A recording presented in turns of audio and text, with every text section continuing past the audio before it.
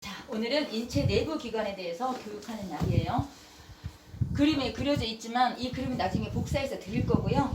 인체 내부 기관은 우선은 전체적인 간략한 것만 설명을 드리고 나중에 세부적인 거에 관한 것도 설명을 드릴 예정이니까 우선 오늘은 그렇게 알고 계시고, 처음에 이 호흡기 계통부터 설명을 드리면요. 이 호흡기 계통은 제가 여기 써놓기를 지금 코로 들어가는 걸 비강이라고 해요. 네?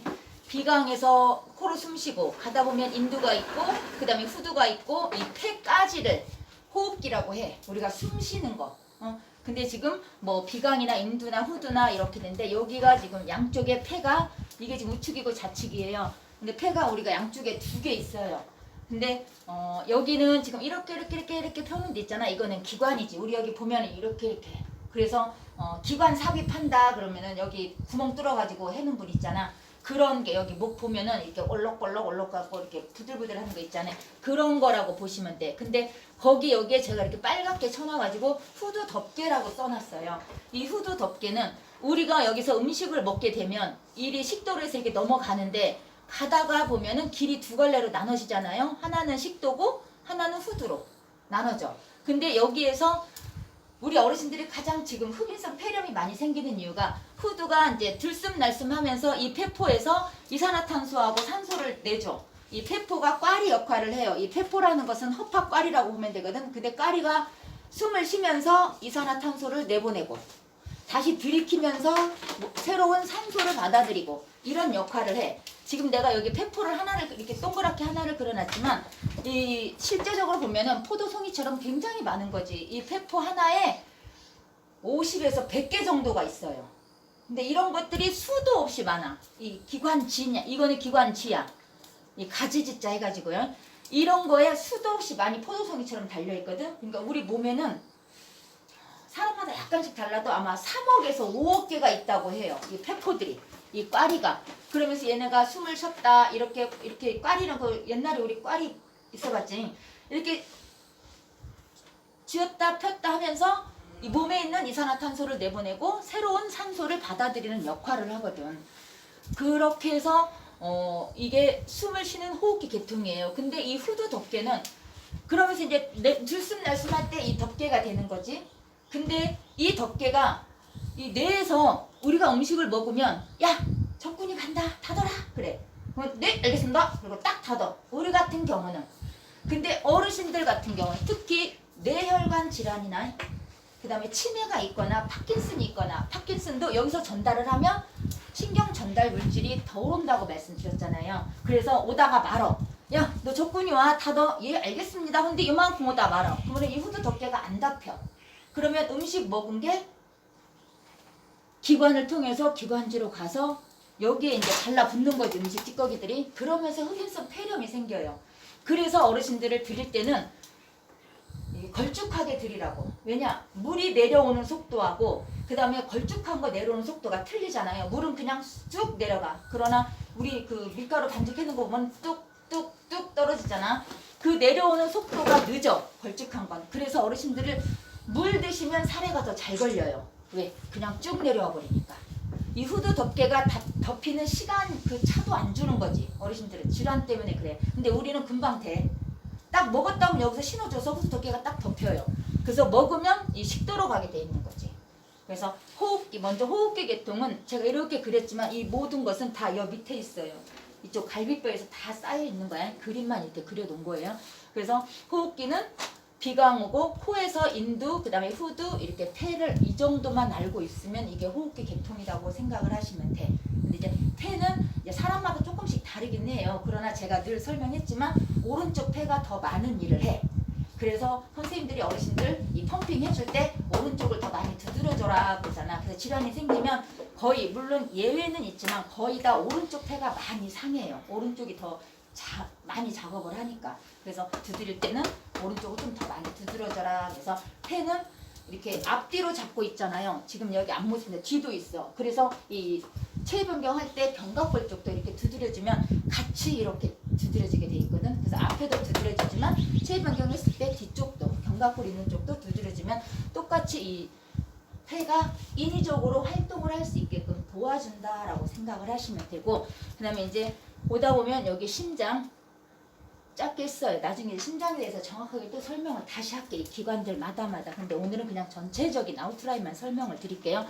그다음에 심장은 말 그대로 순환기, 순환을 해주잖아요. 혈액을 공급을 해주는 거야, 심장에서. 근데 이제 심장은 이제 다들 그래도 기본적인 지식들이 있어서 방이 4개가 있다라고는 알 거예요. 심장에. 심장이 이렇게 있으면 방이 4개가 있어. 이 정도는 거의 다 알아. 그래서 이게 오른쪽이고 이게 왼쪽이면 여기가 우심방 이렇게 있고, 이 정도는 아시잖아요. 그럼 이게 우측이면 이거 좌측이니까 여기는 좌심방 이거지. 그러면 방이 있으면 또 실이 있어. 그래서 이 밑에는 우심실 이렇게 있고 여기는 좌심실 이렇게 있어요. 이게 4개의 방이 있다라고 말해서는 심장은 그렇게 알고 계시고 나중에 더 자세하게 또 설명은 해드릴게요. 그래서 이 심장은 우리 몸이 돌 수 있게끔 혈액을 공급해 준다라고 알고 계시면 돼.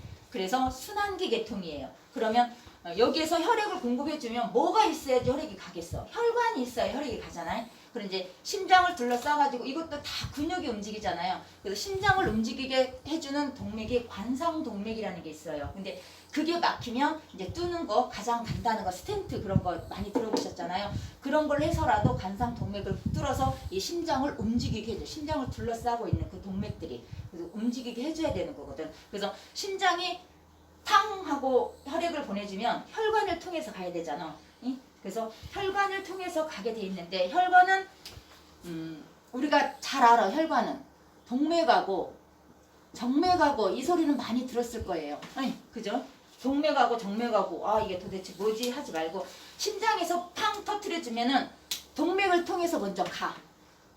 그래서 우리 몸을 한 바퀴 쫙 돌고 다시 심장으로 가야 되잖아요. 여기서 쫙 한 바퀴 돌아서 다시 심장으로 가. 이 다시 심장으로 보내주는 것이 정맥인 거지. 처음에 보냈을 땐 동맥, 다시 가는 건 정맥. 그래서 우리가 주사는 정맥에다 놓게 돼 있어요.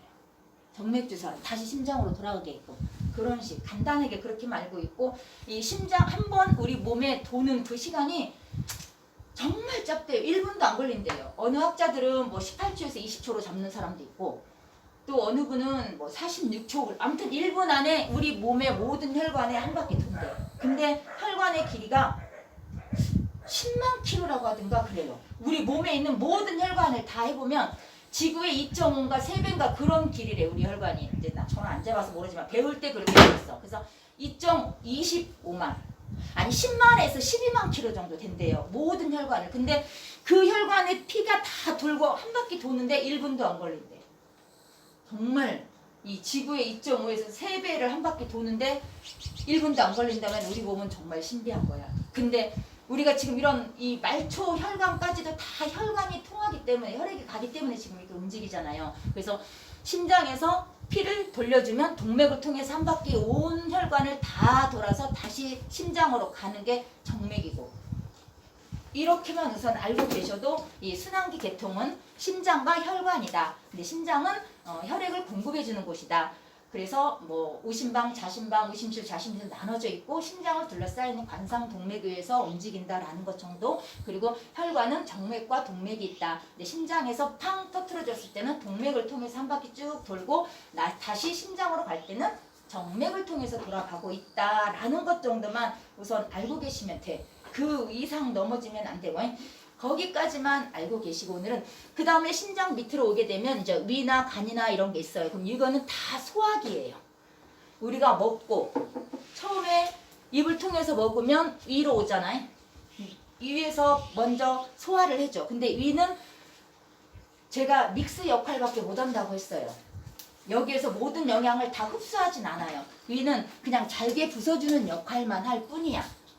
그래서 음식 먹을 때 많은 양의 물을 먹지 말아라 라고 늘 설명을 드렸잖아요. 믹서를 뭔가를 갈면은 이 갈아지는 양보다 물이 많아지면 잘 안 갈아지잖아. 우리 살림할 때.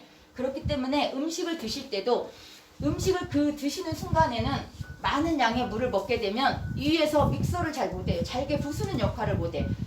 그러면 위에 뭔가가 있으면 위는 아 내가 일을 해야 되는구나 라고 해서 위 벽에서 산이 나오게 돼 있어요. 그 산은 굉장한 강한 산이거든. 그러다 보면 위산 과다가 생기고 속쓰리고 뭐 이렇게 되는 거지. 그래서 식사 시에는 가능하면 적당한 양의 물을 먹고 이제 1시간이나 2시간 지나면 소화가 되잖아요. 그러면 다 믹서가 되면 여기에 찌꺼기가 남기 때문에 그거를 깨끗하게 씻겨주기 위해서 1시간이나 2시간 후에 그래도 많은 양의 물을 먹어줘라 라는 게 이 위에 음식물을 비워줘야 얘네들이 산이 안 나와. 근데 음식물은 뭔가 하나만 있어도 위 벽은 야 우리 일하라고 하나 봐 빨리 가자 늦장 부리지 말고 나가자 그러고 다 나와 군대를 모시고. 근데 정작 적군은 하나 있어. 근데 군대는 막 10명이 나와. 그러면 군대가 너무 많잖아. 그러면 그게 위산 과다야. 그러면서 속이 쓰리는 거지.